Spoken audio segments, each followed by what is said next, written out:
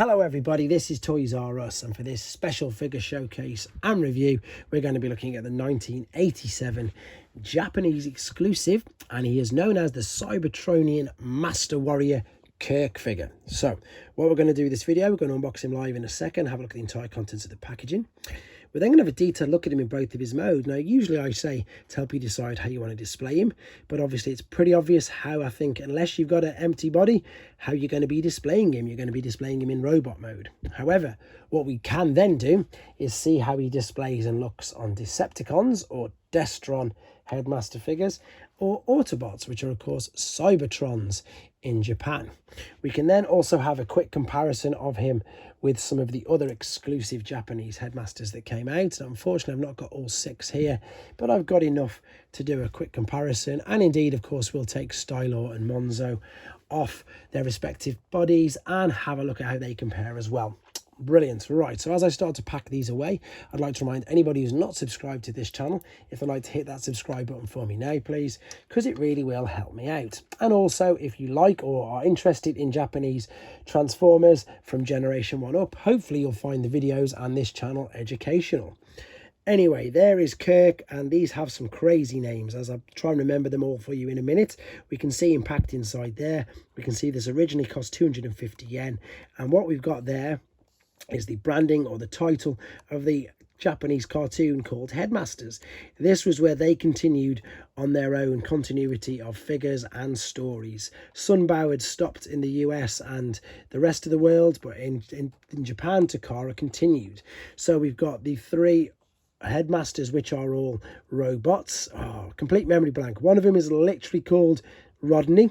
One is Rodney and one is Kirk. I can't think of the other one for a second. Hopefully it'll come to me in a minute. Whereas the beasts, so these turn into heads as well. We've got Leon, Trizer and Shuffler. And again, these were individually packed like this. Super. I just love the fact that they do this little attention to detail. Individual boxes, even like these ones, shall we say. So these were the Super God Master Force Godmaster engines that were released a year later. This one's unfortunately missing the flap, but they did things like this. They released individual boxes, individual figures, gave them different characters, different names, etc.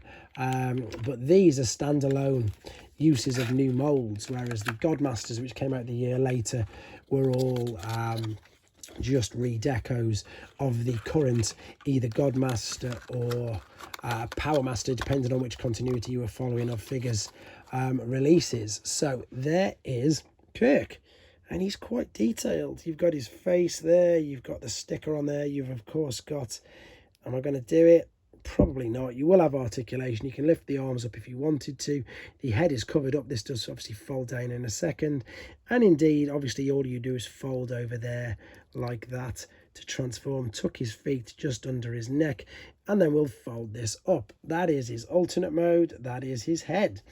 Let's pop that there then. And indeed, let's get both of our headmaster figures out. So let's take Monzo off for a start. And if we pop, just to prove, and I suppose to show you the differences. So there's Monzo. Monzo's got higher intelligence and less speed and strength. If we take him out and we put Kirk in, it will then go, I think Kirk's the opposite. He's got loads of strength. That looks really weird. It doesn't suit him at all. We can take off Stylor, and then we can pop this straight over onto this. Oh, you shouldn't be opening these chest panels.